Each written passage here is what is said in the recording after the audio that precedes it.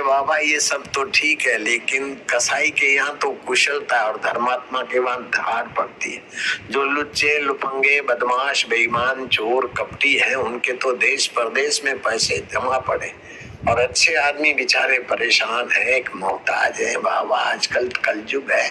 तुम धर्म की बात कर तो ठीक है, थैंक्स, लेकिन बाबा प्रैक्टिकल में तो ऐसा है, बड़ा अन्याय हो रहा है, बड़ा जुल्म हो रहा है। जिसकी लाठी उसी की भैंस। बाबा मैं आपको सच बताता हूँ बेटा, मैं भी तुझे सच बताता हूँ, अब कान खोल के सुन। एक व्यक्ति यात्रा करने गया जगन्नाथ जी, उसका नाम था सदना।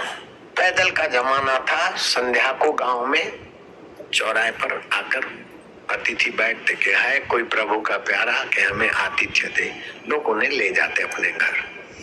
सदना युवक था और एक युवती नवविवाहिता, उनको ले गए कि चलो महाराज हमारा आतिथ्य स्वीकार करो।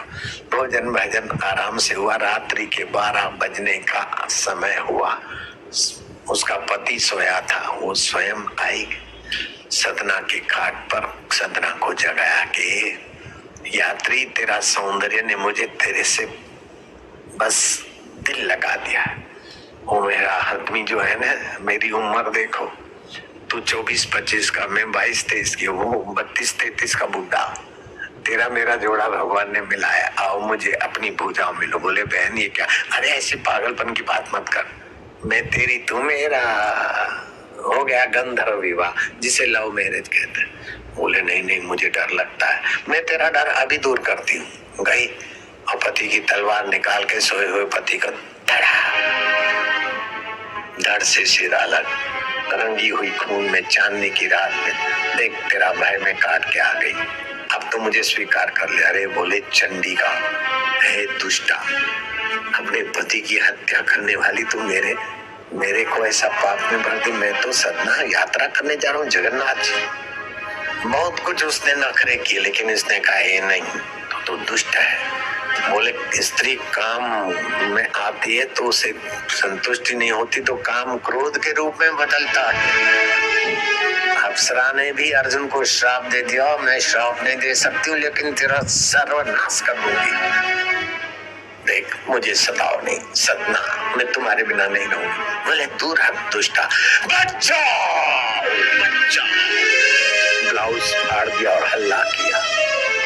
आए अड़ोस पड़ोस के लोग, मेरे पति की हत्या की इस यात्री ने और मेरी इज्जत लूट रहा है। राजा के यहाँ केस गया। राजा ने कहा ऐसा धर्मात्मा के रूप में आया हुआ शैतान मेरे राज्य की जेल में नहीं रहेगा, हाथ काट दो और 2 धक्के मार के जगन्नाथ जी के रास्ते पर ढकेल दो।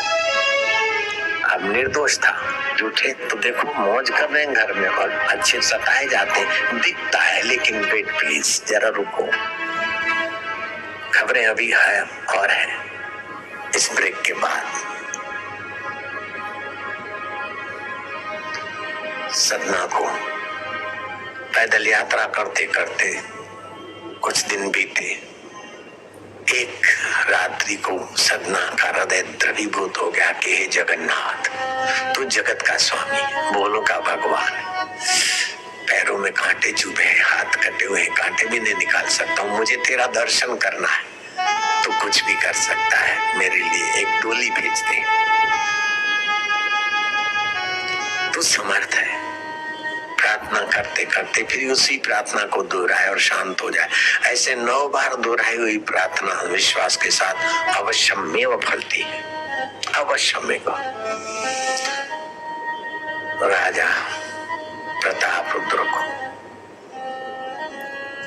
प्रेरणा हुई, स्वप्न आया कि हाथ कटा हुआ मेरा भक्त आ रहा है, शीघ्र डोली भेज। सूर्योदय होते होते वो पहुंच जाए, डोली उसे ले आए और उसका राज्य का अतिथि घोषित करके उसका सम्मान करना। मेरे भक्त का सम्मान मेरा सम्मान है। डोली पहुंची और डोली में भक्त राज आए।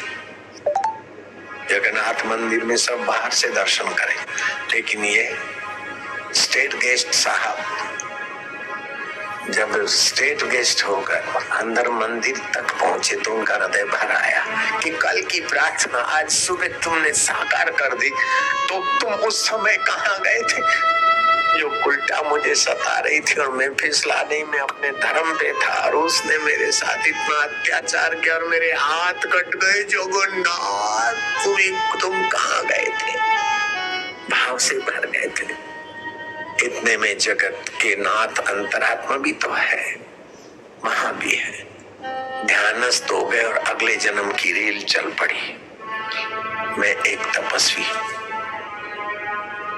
एकांत में साधना भजन कर रहा हूँ। एक गाय बेचारी प्राण बचाकर कसाई ने देख लिया है, घूमती हुई गाय को।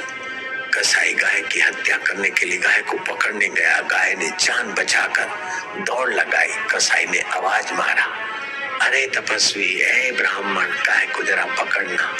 मैंने दोनों अपने हाथों की जंजीर बनाकर गाय के गले में हाथ डाले थे और फिर कसाई ने गाय की गर्दन काटी थी।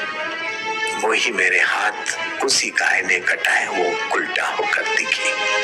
और जिस कसाई ने गाय का गला काटा, उसी गाय ने पत्नी बनकर उसका गला काटा।